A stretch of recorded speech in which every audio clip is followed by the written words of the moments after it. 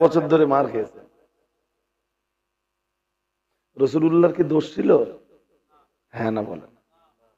রসুলের সাথী সঙ্গী যারা ছিল, হযরত আবু বকর, ওমর, ওসমান, আলী, তালহা, জুবাইর, এরা যারা ছিলেন, খাব্বাব ইবনে আরত, হযরত বিলাল ইবনে রবাহ, এনারা যারা রসুলের সঙ্গী ছিলেন, এদের কি কোনো অপরাধ ছিল? তাহলে ওরা ওরা আবু জেহেল, উতবা, আবু জেহেল, আবু লাহাব, উতবা, সাইবা, রাবেয়া, এরা যারা রাসূলুল্লাহ সাহাবীদেরকে মেরেছে, দোষীদেরকে ওরা দোষীদেরকে কষ্ট দিয়েছিল না নির্দোষদের কষ্ট দিয়েছিল? ওটা কি ছিল? 13 বছর ধরে সহ্য করার পরে রাসূল যখন মদিনায় গেলেন, আল্লাহ তখন জিহাদের আয়াত নাযিল করে দিলেন। বলেন ওরা এতদিন ধরে যে সন্ত্রাসটা চালিয়েছে, এবার জিহাদ দিয়ে আপনি ওই সন্ত্রাসটা দমন করুন। সুবহানাল্লাহ। আর একটু মন খুলে বলেন। তবে জিহাদ মানে সবসময় অস্ত্র হাতে তুলে নেওয়া না।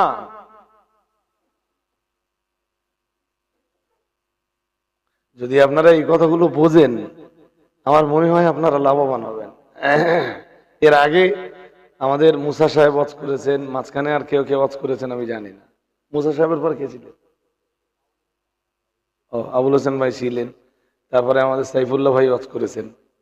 কি কি ওয়াজ শুনেছেন আমি কিচ্ছু জানি না। শেষের দিকের এই কথাগুলো প্লিজ একটু মাথায় নেন। জেহাদ মানে সবসময় অস্ত্র হাতে তুলে নেওয়া না। জেহাদের বাংলা হলো চেষ্টা করা। জেহাদের বাংলা কি? হ্যাঁ, চেষ্টা করা, সত্য প্রতিষ্ঠার চেষ্টা করা, ইনসাফ কায়েমের চেষ্টা করা, আদালত প্রতিষ্ঠা করার চেষ্টা করা। জেহাদের বাংলা হলো প্রচেষ্টা চালানো। কিসের প্রচেষ্টা? দেশে যারা মেরে কেটে খাচ্ছে, বোঝেননি? দেশে যারা মেরে কেটে খাচ্ছে, মারা কাটার বিরুদ্ধে প্রচেষ্টা চালিয়ে মারা কাটা বন্ধ করে। আমার কথা কি বুঝতেছেন? এখন আপনি যখন মারা কাটা বন্ধ করতে যাবেন, যারা মারা কাটা করে, দেশে যারা মারা কাটা করে সবসময় তারা একটু মস্তান টাইপের। হ্যাঁ কিনা কিছু বলেন? যারা মারা কাটা করে তারা কোন ক্যাটাগরির হয়? মস্তান ক্যাটাগরির হবে না? এবারে তাদের এই মারা কাটা যখন বন্ধ করতে যাবেন, তারা আপনার এগেনস্টে মস্তানি দিয়ে অ্যাকশন নেওয়ার চেষ্টা করবে না? ভুল বলছি আমি?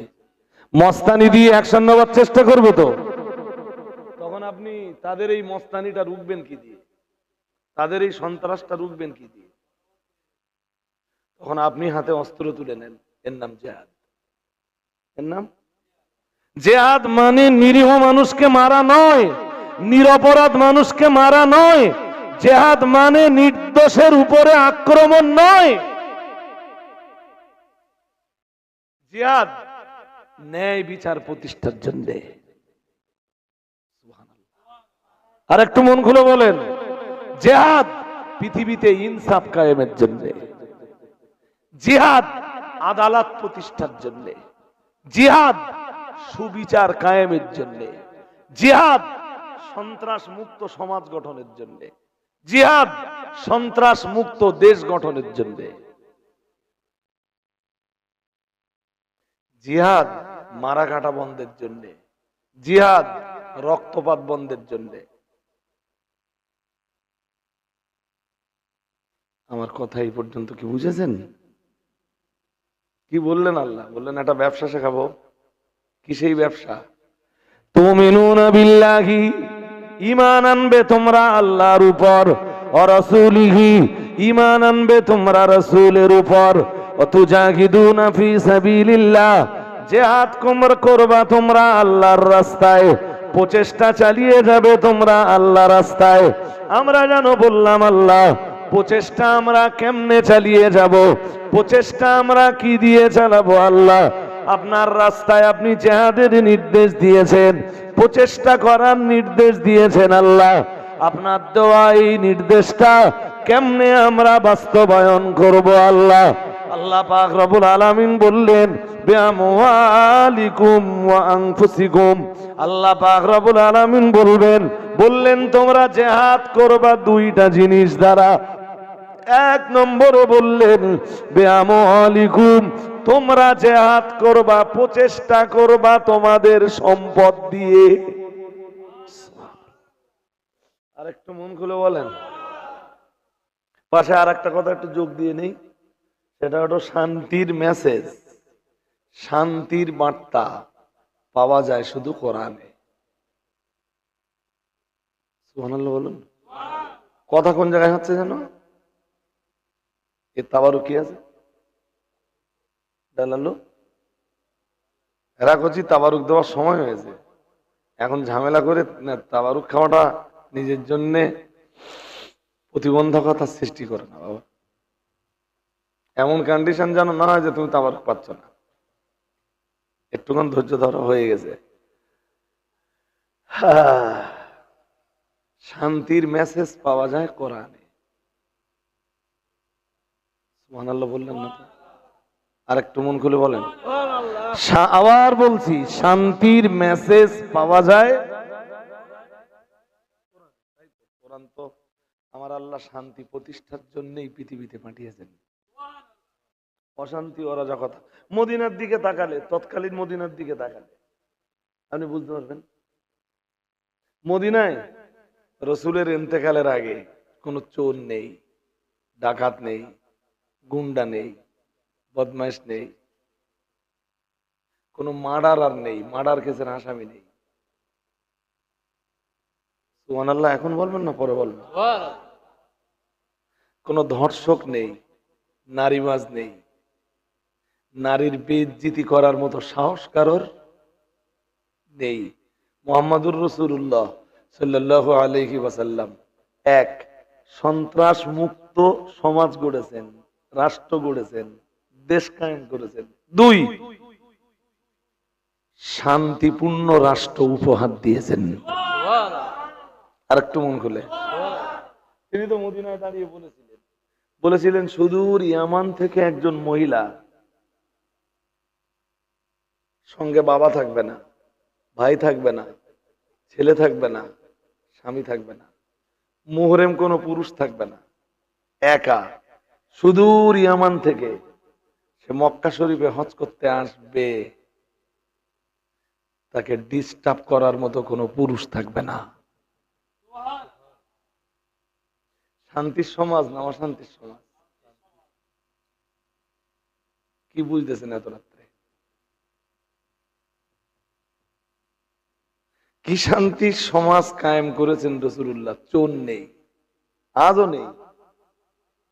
সেই যে তিনি রেখে গেছেন, আজও কোনো চোর না। নামাজের সময় সোনার দোকান খোলা, কোটি কোটি টাকার সোনা দোকান খোলা, দোকানদার নামাজে, চুরি করার লোক নেই। আমাদের দিকে কি বলে, কি ক্যামেরা আছে তা কি আছে, মুখে ডাব বেঁধে ঢুকে গেল। আর যে পুলিশ কেস ধরে দেবে, এটাও তো হতে পারে ওরা পুলিশের সাথে কন্ট্যাক্ট করে তাই ঢুকে। এটা হয় না? হয় না? কোন দেশে হয়? যে দেশে ঘুষ চলে, যে দেশে টাকার জোর খাটে। আমার দেশে কি ধনীরা অন্যায় করে পার পেয়ে যায় কিসে? ধনীর ছেলেরা অন্যায় করলে শাস্তি হয় না কেন? জোরে বলেন। যে দেশে কোরআনের অনুশাসন আছে সে দেশে চলে না। যে দেশে সৌদির পুলিশদের ঘুষ দিতে হবে, জামিন দিন, ওদের ওই কোনো গাড়ি যদি বেয়াদবি করে, ওরা কোনো গাড়ি তাড়াবে না, তো ওর মালিককে ফোন করবে না। সিস্টেম কি জানেন? আপনারা কি মন বাইরে দিচ্ছেন নাকি? ওদের সিস্টেম কি জানেন? অটো সিস্টেমে গ্রামা লেগে যাবে। গ্রামা মানে জরিমানা। আমরা কি বলি ইংরেজিতে, কি বলি? ফাইন। কি বলি? ফাইন। আর ওরা বলে গ্রামা। আরবিতে গরামাতুন মানে ফাইন। যেটা আপনারা ফাইন বলছেন, ওর আরবি হলো গরামা। কথা কি বুঝতেছেন? অটো সিস্টেমে ফাইন লেগে যাবে, 5,000 রিয়াল ফাইন লেগে গেল। 5,000 রিয়াল মানে ইন্ডিয়ায় কত? তাড়াবে না তো ওরা। একটা গাড়ি সিগন্যাল ফেল করেছে, আমার দেশের পুলিশ যেমন তাড়ায়, এরা তাড়ায় কেন? ওদের একটা স্বার্থ আছে। ওরা যদি ধরতে পারি, যদি 5,000 টাকা নগদ নিয়ে নিতে পারি। দেখেছেন মোটর সাইকেল গুলো ধরে কি করে? চৌমাথার ফাঁকে তো প্রায় ধরে। হ্যাঁ, একদিন আমারে ধরেছে চৌমাথার ফাঁকে। হ্যাঁ, আমি বলতে ওদের মাস্টার,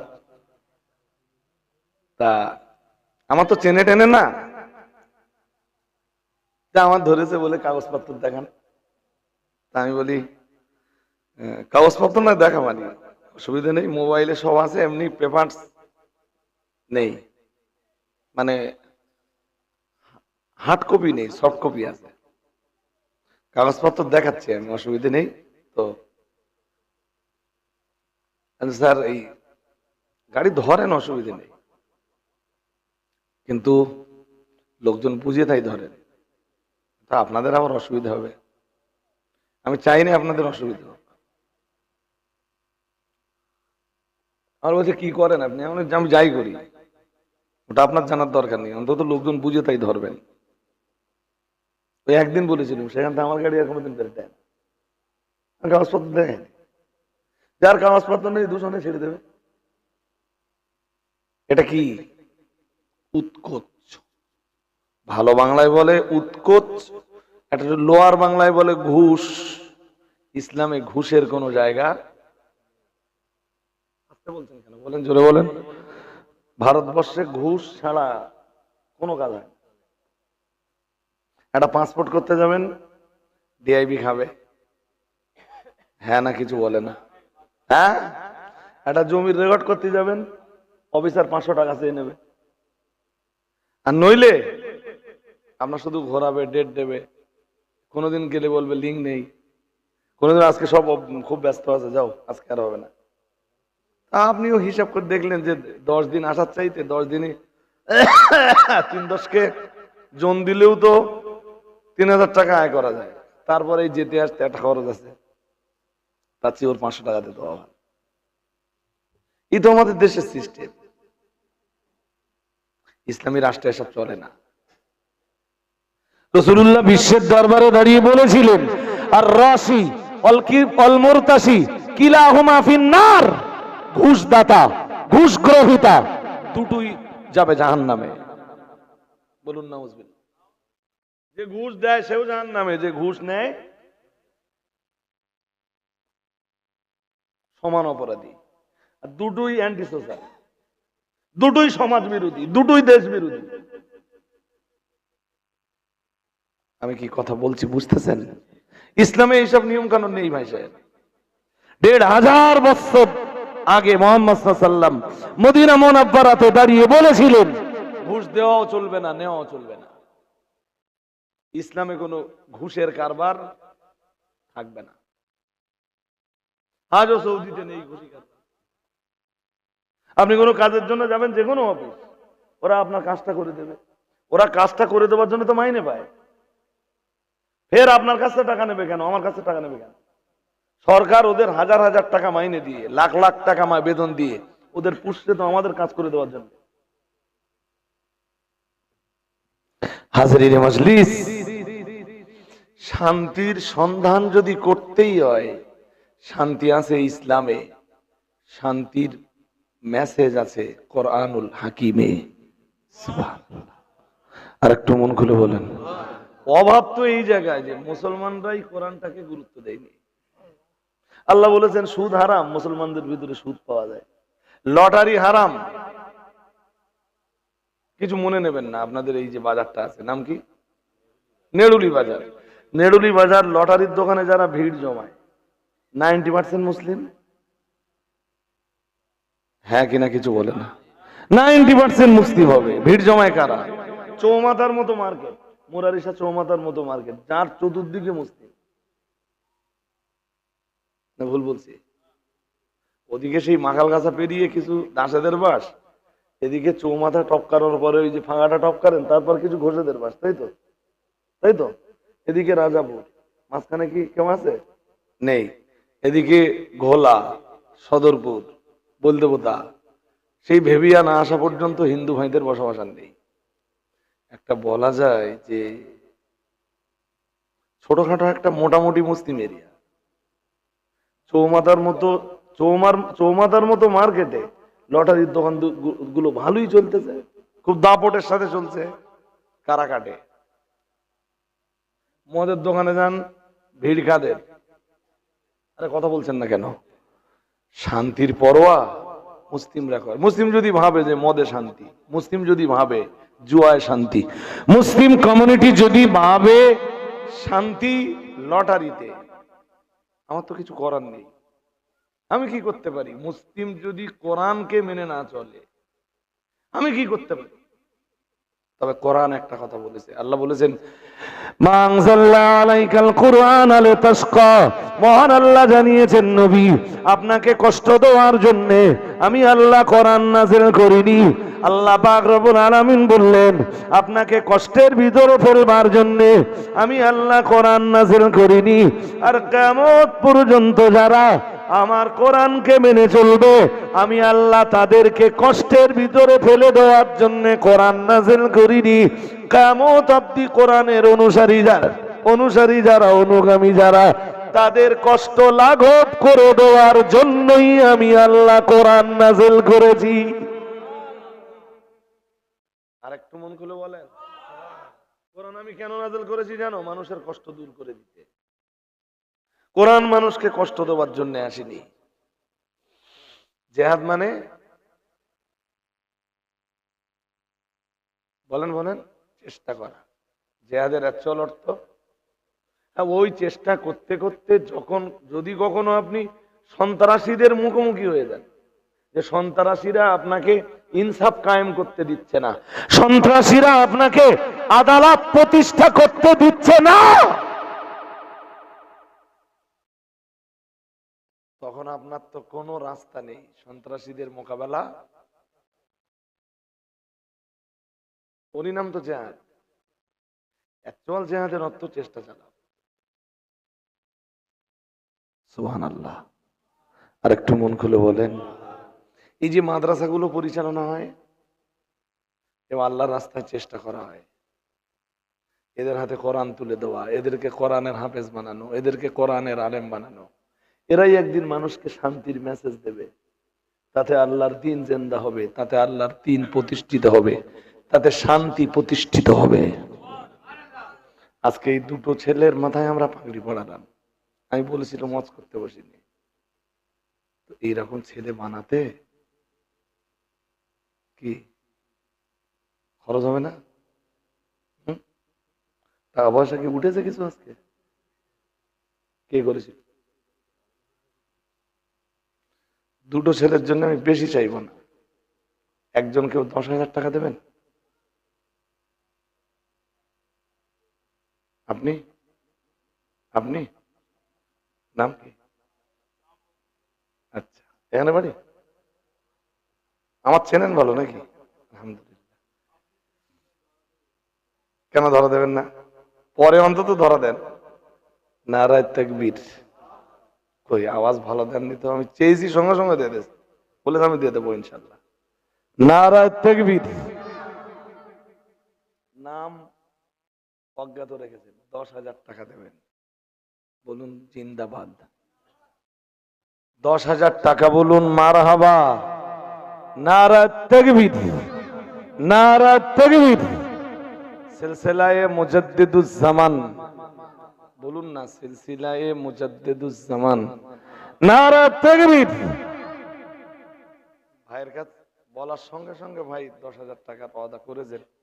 আর একজনের কাছে চাইব, কোচি তো দুটো,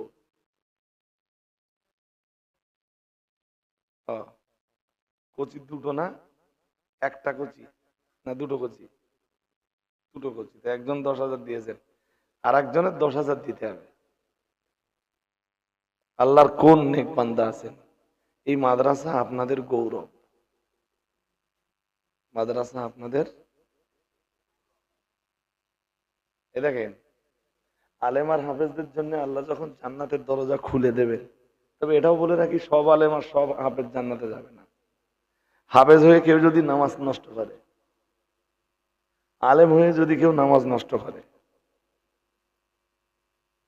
বহু ব্যক্তি আলেম নামে পরিচিত নামাজ ঠিকঠাক পড়ে না, লোকজন সামনে পড়লি পড়ে আর লোকের আড়া রেখে দিয়ে কিছু বলেন, অবাক হচ্ছেন তাই তো? সব আলেমের ভিতরে আল্লাহর ভয় নেই তো। আল্লাহ ভীরু আলেম হাফেজ যারা আছেন, আল্লাহ এদের জন্য যখন জান্নাতের দরজা খুলে দেবেন, জান্নাতের দরজাটা ওপেন করে দিয়ে আল্লাহ আবার বন্ধ করে দেবেন। সাধারণরা ততক্ষণ জান্নাতে ঢুকে যাবে। আলেম হাফেজরা জান্নাতের দরজায় দাঁড়িয়ে বলবে, আল্লাহ দরজা তো খুলেই দিয়েছিলেন, আর আপনি আমাদের জান্নাতি বলে ঘোষণাও দিয়েছেন, এখন আল্লাহ জান্নাতের দরজা বন্ধ হয়ে গেল। আল্লাহ বলবেন, শোন, ঠিকই বলেছিস, জান্নাতের দরজা খুলেও দিয়েছিলাম, জান্নাতি বলে ঘোষণাও দিয়েছিলাম, তো জান্নাতের দরজাটা বন্ধ করেছি একটা কারণে। যাদের অর্থে তোরা আলেম হয়েছিলি আর হাফেজ হয়েছিলি,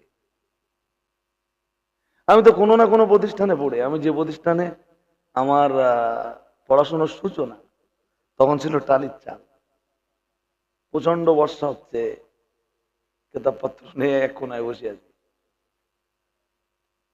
সেসব স্মৃতি মনে পড়ে। বর্ষাকালে এই পায়জামা এতটা গুট কেলে তারপর হেঁটে হেঁটে যেতে হবে। এখনকার ছেলেরা তো খুব ভালোভাবে পড়াশোনা করছে।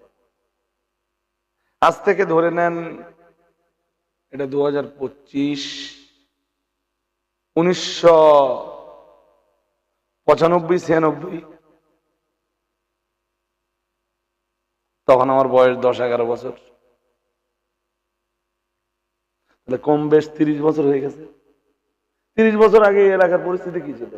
আপনাদের এই রাস্তায় আসতে গেলে কাদা লাগতো না? আরে হ্যাঁ না, কিছু বলেন না।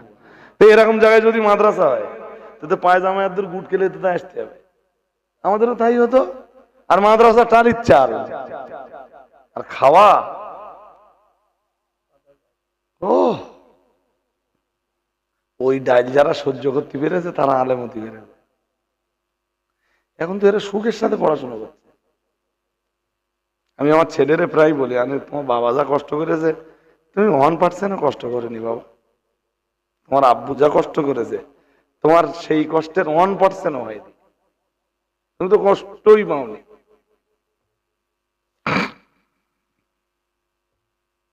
আল্লাহ,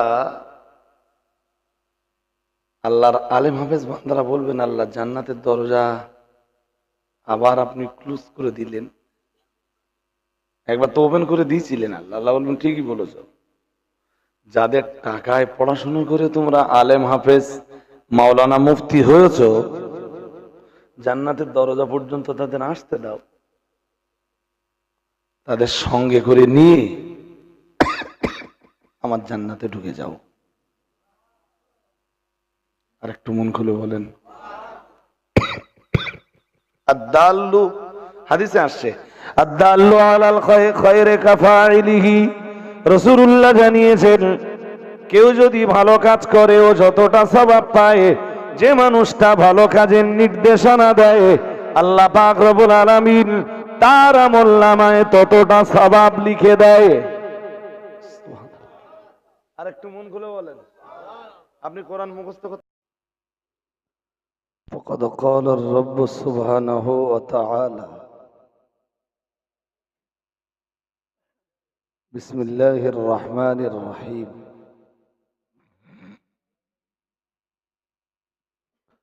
هل أدلكم على تجارة تنجيكم من عذاب أليم تؤمنون بالله ورسوله وتجاهدون في سبيل الله بأموالكم وأنفسكم ذلكم خير لكم إن كنتم تعلمون। আজকের মজলিসের নির্বাচিত সভাপতি সাহেব, স্টেজে উপবিষ্ট সুধী সমাজসেবীর দল, আমন্ত্রিত ওলামায়ে কেরাম, সম্মুখে বসা আল্লাহওয়ালা শ্রোতা মণ্ডলী, সম্মানিতা ধার্মিকা আল্লাহওয়ালি মায়েরা, এখন ঠিক রাত রাইট 1টা বাজে, মোটামুটি 1:30 পর্যন্ত একটা টার্গেট নিয়ে আমি বসেছি। এতক্ষণ ধরে অজনসিহতের পর্ব চলেছে। আমি স্টেজে আসবার পরে পরপরই দুটো বাচ্চাকে আমরা পাগড়ি দিয়েছি। আল্লাহ পাক কোরআনুল কারীমের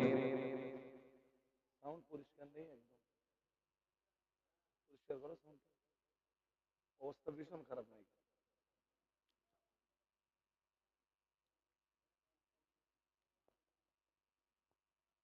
আল্লাহ পাক কোরআনুল কারীমের খেদমতের জন্য হাফেজে কোরআন ছাত্র দুটিকে কবুল করুন। সকলে বলুন আমিন। আওয়াজ আপনাদের খুব একটা ভালো হয়নি, আর একটু আওয়াজ দিয়ে বলেন আল্লাহুম্মা আমিন।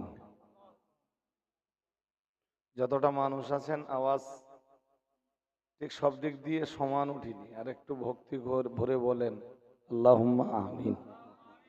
এবার হয়েছে আলহামদুলিল্লাহ। কোরআন শরীফের 28 পারা সূরা সফ থেকে ছোট ছোট 2টা আয়াতে কারিমা পড়েছি। শুধু ধারণাটা দিচ্ছি আপনাদের। আমি নিয়ত করে বসেছি, এখানে আসবার পরে শুনলাম আমি যে আল্লাহ এই গ্রামের একজন মানুষকে তার কাছে ফিরিয়ে নিয়েছেন। মরে যাওয়া মানে মউতের সঙ্গে সঙ্গে একজন মানুষ আল্লাহর কাছে ফিরে যায়। সুম্মা ইলা রাব্বিকুম তুরজাউন। আল্লাহ বলেন মালাকুল মউত যখন কারো জান কবজ করে, এই জান কবজের পরে কি হয় জানো? সুম্মা ইলা রাব্বিকুম তুরজাউন। সে তার রবের নিকটে ফিরে যায়। কেউ ভালো অবস্থাতে ফেরে আর কেউ খারাপ অবস্থাতে ফেরে। যে মানুষটা মারা গেছেন, ইন্তেকাল করেছেন, তার জন্যও দোয়া করাটা আমাদের কর্তব্যে বর্তায়। আমরা আখেরি দোয়া মোনাজাতে তো দোয়া করবই ইনশাআল্লাহ। সে সাথে এখন ছোট্ট করে একটু দোয়া করি, আল্লাহ তার জিন্দেগির গুনাহগুলোকে ক্ষমা করে দিয়ে তার রহমতের ছামিয়ানার তলে তাকে একটু জায়গা করে দেন। বলেন আমিন। আর একটু আওয়াজ দিয়ে বলেন না আমিন। নারায়ে তাকবীর, নারায়ে তাকবীর।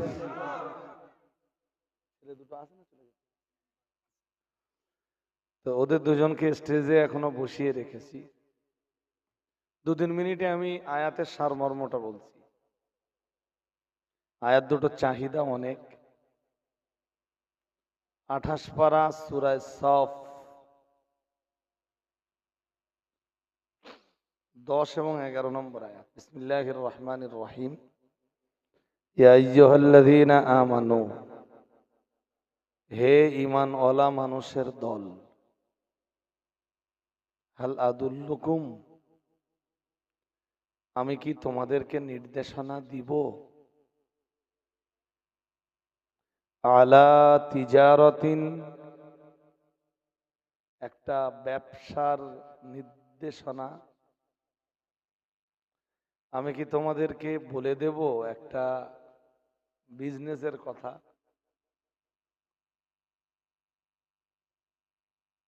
বিজনেসের নাম শুনলেই আমরা সবসময় লাভের কথাটা আগে ভাবি। তাই আমরাই যেন আল্লাহকে জিজ্ঞেস করলাম, আল্লাহ বিজনেসটা করলে আমরা কি পাবো? আল্লাহ বললেন কি পাবে? লাভ কি হবে শুনে নাও। তুনজিকুম মিন আযাবিন আলীম, আমার বাতলে দেওয়া, আমার বলে দেওয়া বিজনেসটা তোমরা করতে পারলে তোমরা জাহান্নামের যন্ত্রণাদায়ক শাস্তি থেকে রেহাই পাবে। সুবহানাল্লাহ বলুন। আর একটু মন খুলে বলেন। জেবিএল একটু প্রেসার বাড়া। আমি বলেছিল মনিটরটা বন্ধ করে দিতে দাও, মনিটর বন্ধ করে দাও। সাউন্ড তোমরা সেটিং করতে পারো নি, নইলে তোমাদের যে যন্ত্রপাতি এই মেশিনে এরকম সাউন্ড হয় না। কেন আমি শেষ বেলায় এসে আবার সাউন্ডের কথা বলা মানে হয়তো আপনাদের মনেও দাগ কাটবে আর মাইকওয়ালার মনেও দাগ কাটবে। তা কেউ কিছু বললেন না, হুজুর শেষে এসে বলে।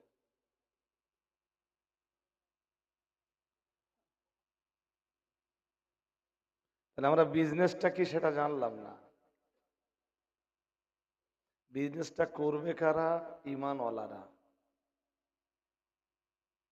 বিজনেসের মূলধন কি হবে? আল্লাহ এবার মূলধনটা বলছেন।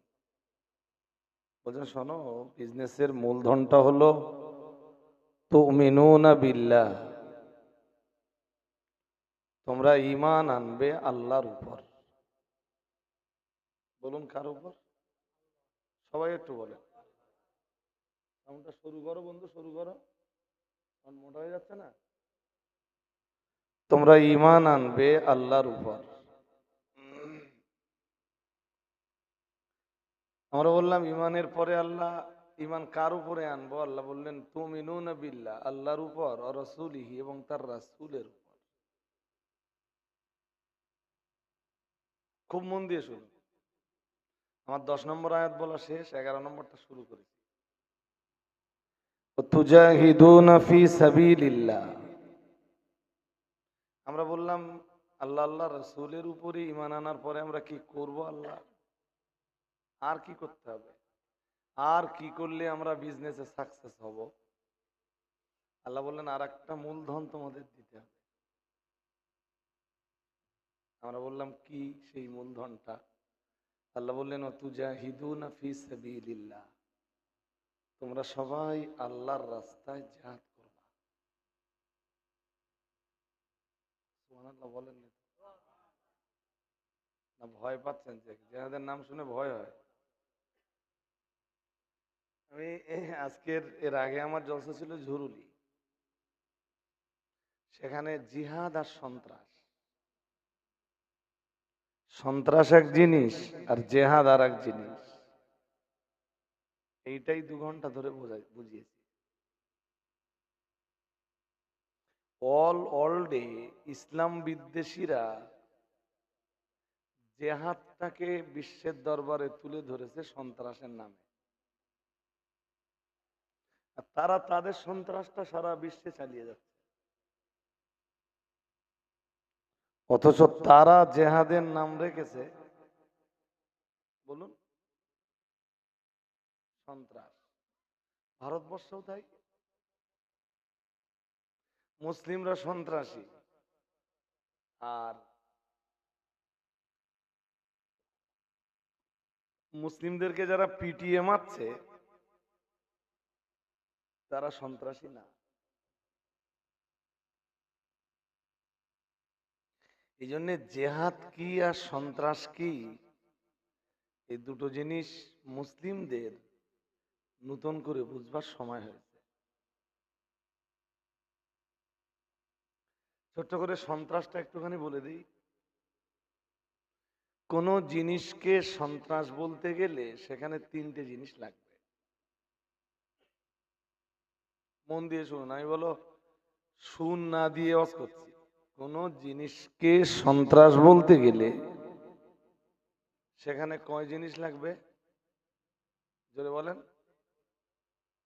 1, মুখস্থ করুন, আপনাদের ইন্টারভিউ নেব আমি বলার পর। 1 নম্বরে লাগবে দলবদ্ধতা, মানে জোট বাঁধা। সন্ত্রাসী কার্যকলাপ একা একা কখনো হয় না। কখনো যদি দেখেন যে সন্ত্রাসের রাজ্যে কেউ একা একা সন্ত্রাসী কার্যকলাপ চালাচ্ছে, তবু আপনি জানবেন যে এর পিছনে মাস্টার মাইন্ড কেউ না কেউ আছে, এর সমর্থক কেউ না কেউ। বলুন, এই একা সন্ত্রাসী কার্যকলাপ করা যায়নি, অসম্ভব। সুতরাং সন্ত্রাসী বাইরে মন যাচ্ছে আপনাদের, মন বাইরে দিলে হবে না ভাই সাহেব, আমি অজ করতে বসিনি। সুতরাং কোন জিনিসকে সন্ত্রাস বলতে গেলে যে তিনটে জিনিস লাগে, তার এক নম্বরটা হলো দলবদ্ধতা। দুই, এখন এই দলবদ্ধতার কথাই যখন বলেছি, তাহলে আর একটা প্রশ্ন আসে, আমরা এখানে যারা অজ শুনতে বসেছি, আমরাও তো দলবদ্ধ, হ্যাঁ না বলেন? মসজিদে যখন জামাতে নামাজ পড়ি, তখন জামাত মানেই তো দলবদ্ধতা, তাই তো? তার মানে মসজিদে যারা নামাজ পড়তে ঢোকে ওরা কি সন্ত্রাসী? আমরা যারা এখানে অজ শুনতে বসেছি, আমরা কি সন্ত্রাসী? না। তাহলে দুই নম্বরে আর একটা জিনিস লাগবে, দেখি। একে দলবদ্ধতা, কোন জিনিসকে সন্ত্রাস বলতে গেলে আর একটা জিনিস লাগবে, সেটা হলো অস্ত্র শস্ত্রের ব্যবহার বা আগ্নেয় অস্ত্রের ব্যবহার। কি লাগবে? বা অস্ত্র শস্ত্রের ব্যবহার। মানুষকে খুন, হত্যা, জখম, মার্ডার করা যায় এরকম কোন জিনিসপত্র। এবার আর একটা জিনিস আরেকটু ক্লিয়ার করে দিই। পুলিশ যখন কোন ক্রিমিনালকে তাড়ায়, পুলিশ জোটবদ্ধ থাকে, আবার পুলিশের কাছে আগ্নেয়াস্ত্র থাকে, তাহলে পুলিশ কি সন্ত্রাসী? জোর করে বলে। ক্রিমিনালকে যখন তাড়াবে, একটা পুলিশ তাড়াবে না। এমন সিরিয়াস ক্রিমিনাল আছে যারা একটা পুলিশকে আশেপাশে পেলি হাত দিয়ে ঘুষিয়ে মেরে দেবে। আছে না এরকম বদমাইশ দেশে? আছে। এই কারণে পুলিশ যখন কোনো ক্রিমিনালের পিছু নেয়, জোটবদ্ধ ভাবেই নেয়, তাহলে ওদের দলবদ্ধতা থাকে। দুই, এ বুডু, এ বাবা, তোমরা বাদাম খাচ্ছ? পরে খাও, এখন বন্ধ করে রাখো, বাদাম পরে খাবি তোরা। ওদের ওই বাদাম খাওয়ার জন্য আমাদের ডিস্টার্ব হয়ে যায়, এই কথাগুলো বোঝা আর কি।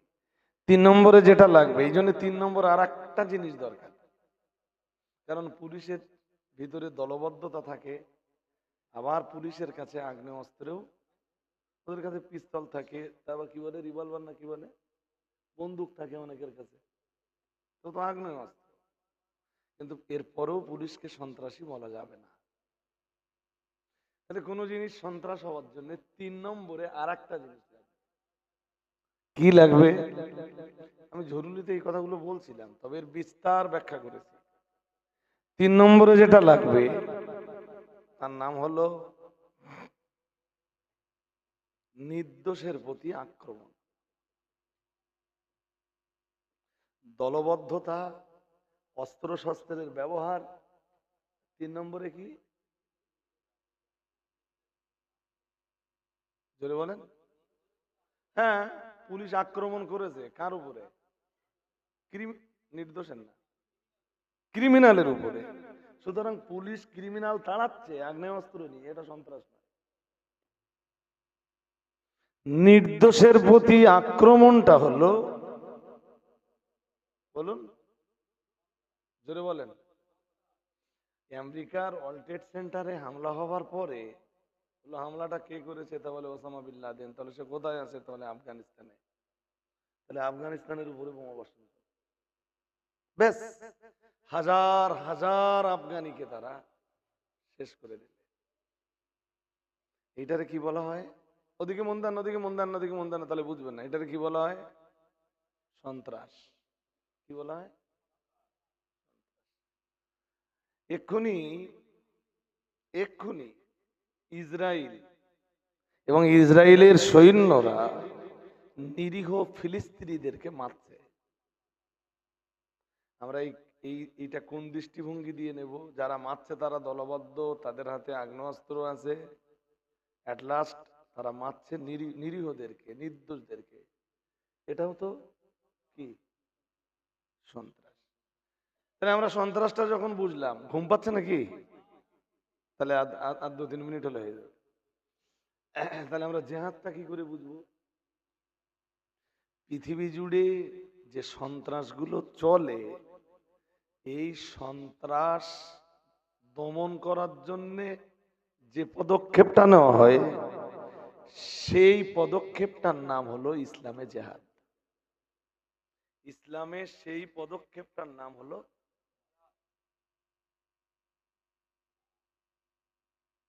আমার কথা কি বুঝেছেন কিছু? অ্যাকচুয়াল জেহাদ মানে সন্ত্রাস না। রাসূলুল্লাহ মক্কায় 13 বছর, আমি আজকে তো বলেই ফেললাম, মানে আমি তো হেফজ পড়িনি, বাট পরে নিজে নিজে অনেক চেষ্টা করেছি। হয় কি, অনেকটা মুখস্থ করে ফেলেছি। মুখস্থ করার পরে ওই মুখস্থ করতে করতে শুদ্ধ মন যাচ্ছে যে এই আয়াতের ভিতরে কি আছে, এই আয়াতের ভিতরে আল্লাহ কি বলতেছেন, এর তফসির কি, এর ব্যাখ্যা কি, এই আয়াত কেন নাযিল হয়েছিল, এইসব ঘাটাঘাটি করতে যে ওই যা পড়েছিলুম, ব্যাস ওই পর্যন্তই, আর আগাতে পারি। বারবার চেষ্টা করি আর বারবার বারবার ভুলে যাইনি, হেরে যাই। যেগুলো মুখস্থ করি ওগুলো জবানে প্রতিদিন পড়ি। যখন বাইক ফাইক চালাই বা গাড়িতে যখন ফ্রি টাইমে বসে থাকি, তখন ওগুলো তেলাওয়াত করি। ভুলে যাইনি। কোরআন শরীফ ভুলে যাওয়া, মুখস্থ করার পরে ভুলে যাওয়া, এটা গুনাহ কবিরা। যেটা মুখস্থ করতে হবে ওটা ডেলি পড়তে হবে। এরা দুইজন হাফেজ হলো তো, এরা যদি এখান থেকে আমি বলছি 2 বছর পড়বে না, আল্লাহ না করুন, এই এখন যা মুখস্থ করেছে কিচ্ছু থাকবে না। সূরা বাকারার 2য় পৃষ্ঠায় যে আটকে যাবে, ওমিনান নাসি মান ইয়াকুলু আমান্না বিল্লাহি, ওর পরে আর পড়তে পারবে না। কোরআনের হাফেজ হিসাবে যদি বেঁচে থাকতে হয়, কোরআন জবানে অল টাইম পড়তে হবে। জবান পড়ে যাবে, হয়তো এমনও সময় আসবে যে 6 মাসও কোরআন শরীফ দেখে পড়ার সময় পাইনি, কিন্তু জবান চালিয়ে যাবে।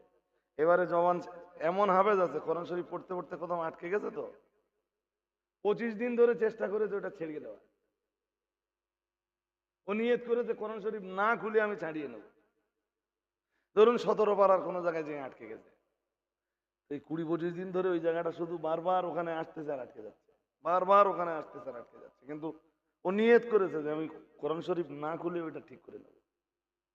কোরআন শরীফ খুললে তো এক্ষুনি ঠিক হয়ে যাবে, কিন্তু খুলবো না।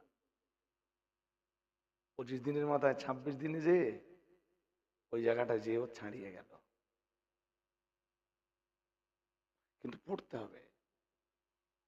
ওরা হাফেজ হয়েছে, আমরা হাফেজ হতে পারিনি। আল্লাহ ওদেরকে দিনের জন্য কবুল করুন, বলুন আমিন। এটা একটা বিরাট বড় নেয়ামত। ওরা আল্লাহর কাছে কত মর্যাদাবান, ওরা বোঝে না, এটা আমরা বুঝি। হাজিরিনে মজলিস, মনে রাখুন, ওরা কোরআন হেফজ করেছে, আমরা মাদ্রাসা তৈরি করেছি, আমরা ওদের খাবার যোগান দিয়েছি, আমরা ওদের জামা কাপড়ের ব্যবস্থা করে দিয়েছি, আমরা ওদের তেল সাবানের ব্যবস্থা করে দিয়েছি, আমরা ওদের পরিচর্যা করেছি, আমরা ওদের দেখভাল করেছি। ওরা কোরআনের হাফেজ হবার কারণে যতটা সওয়াব আল্লাহ ওদেরকে দান করবেন, আমরা ওদের হাফেজে কোরআন হবার রাস্তা দেখিয়েছি, বিধায় আমার আল্লাহ আমাদের আমলনামাতে ততটা সওয়াব লিপিবদ্ধ করে দেবেন। আমরণ ওরা কোরআন তেলাওয়াত করবে, ওরা যতটা সওয়াব পাবে, ওদের হাফেজ হওয়ার রাস্তা যারা তৈরি করে দিয়েছেন, আল্লাহ তাদের আমলনামায় ততটা পরিমাণ নেকি লিখে দেবেন। আর একটু মন খুলে বলেন, এই বুঝতে অসুবিধা হচ্ছে নাকি? হ্যাঁ, আমি ওয়াজ করতে বসিনি। এক ভাই জমিদাতার জামাই, নাচ জামাই, জমিদাতার নাচ জামাই, নগদ 2000 টাকা দিয়েছেন। জমিদাতা বেঁচে আছে? মারা গেছেন। আল্লাহ তার কবরকে বেহেশতি নূর, জান্নাতি নূর দিয়ে ভরপুর করে দেন, বলেন আমিন। বলেন না আমিন। আর যে নাত জামাই দান করেছে, আল্লাহ তার হায়াত কিসমতকে আপনি দারাজ করুন, সংসারকে আপনি সুখের নীড় বানিয়ে দেন, বলেন আমিন। 2 নম্বরে একটা 10,000 দিতে হবে এবার।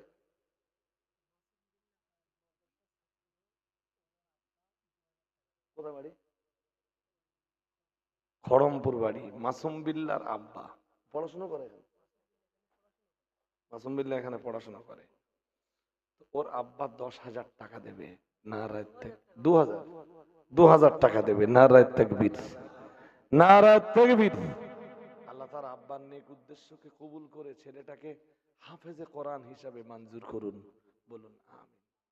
বলুন না আমিন। আলেম হাফেজদের বাবা যারা, তাদেরও অনেক মর্যাদা।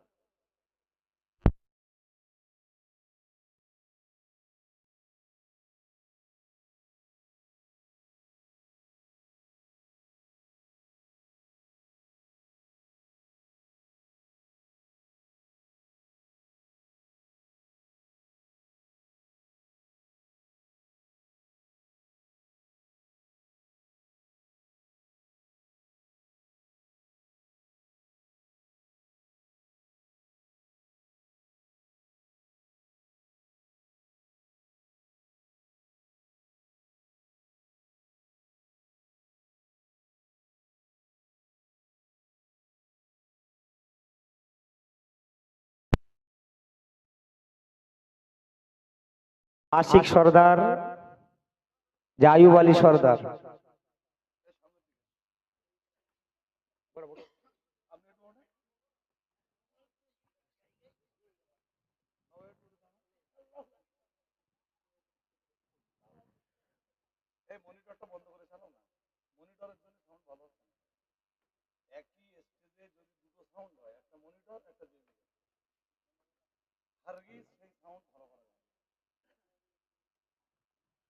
নারায়ে তাকবীর, নারায়ে তাকবীর। অল ইন্ডিয়া সুন্নাত ওয়াল জামাত নেরুলি গ্রামবাসী বৃন্দের পরিচালনায় মডার্ন ইসলামী মাদ্রাসা। নারায়ে তাকবীর, নারায়ে তাকবীর, নারায়ে তাকবীর। রবিউল তরিকুল ভাইকে একটু নিয়ে এসে স্টেজে। তরিকুল ভাই, তরিকুল ভাই আপনি একটু স্টেজে আসুন।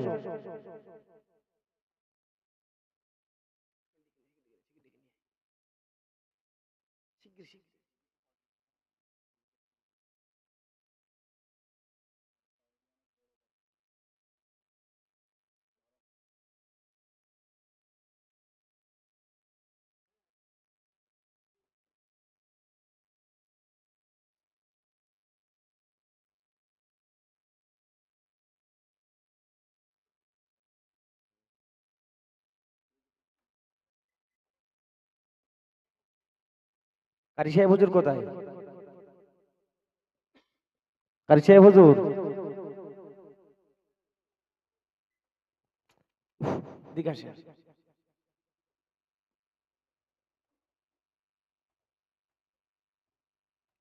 তরিকুল ভাই কোথায়? এই তো। কারি সাহেব হুজুর আসেন।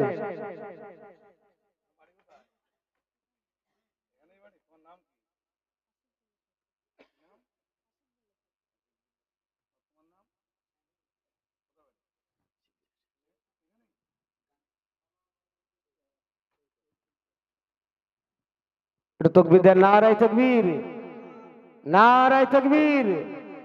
অল ইন্ডিয়া সুন্নাত ওয়াল জামাত নেরুলি গ্রামবাসী বৃন্দের পরিচালনায় মডার্ন ইসলামী মাদ্রাসা। নারায়ে তাকবীর, নারায়ে তাকবীর।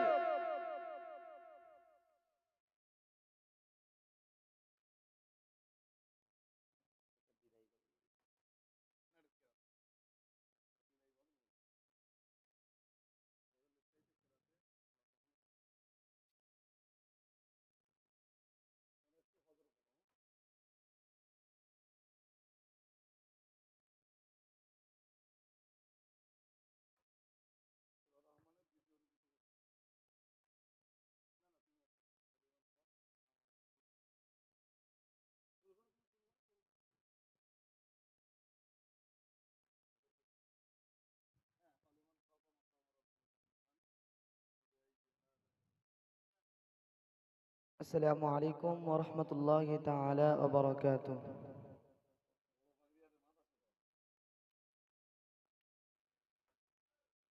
أعوذ بالله من الشيطان الرجيم.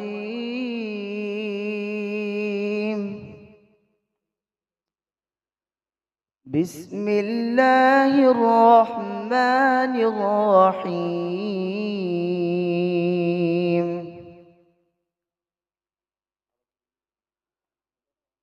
تبارك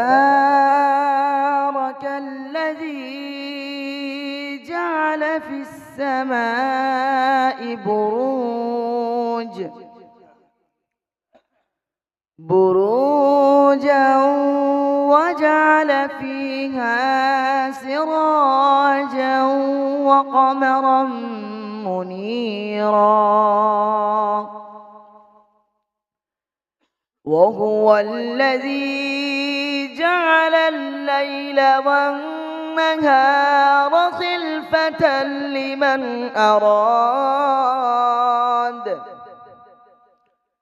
لمن أراد أن يذكر أو أراد شكورا.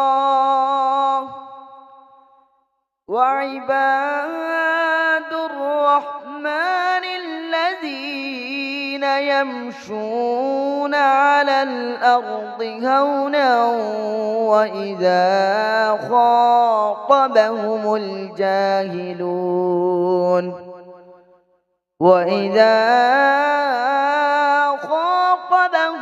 الجاهلون قالوا سلاما.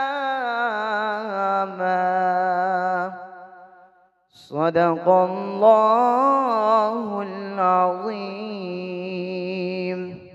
السلام عليكم ورحمة الله.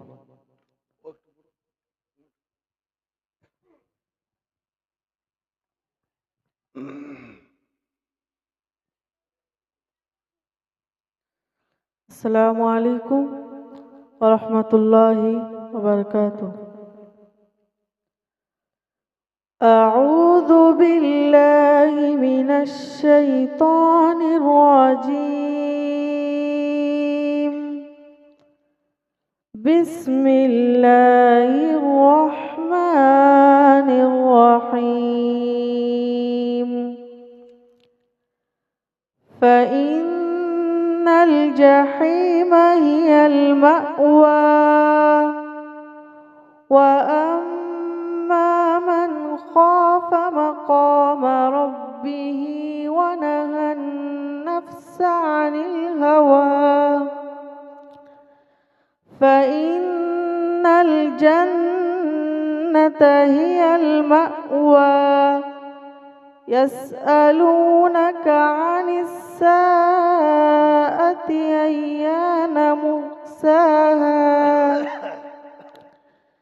فيما أنت من ذكراها إلى ربك منتهاها. صدق الله العظيم. السلام عليكم.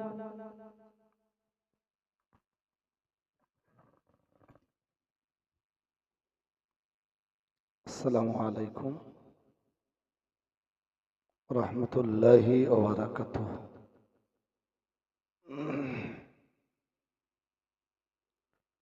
حمدا ومصليا ومسلما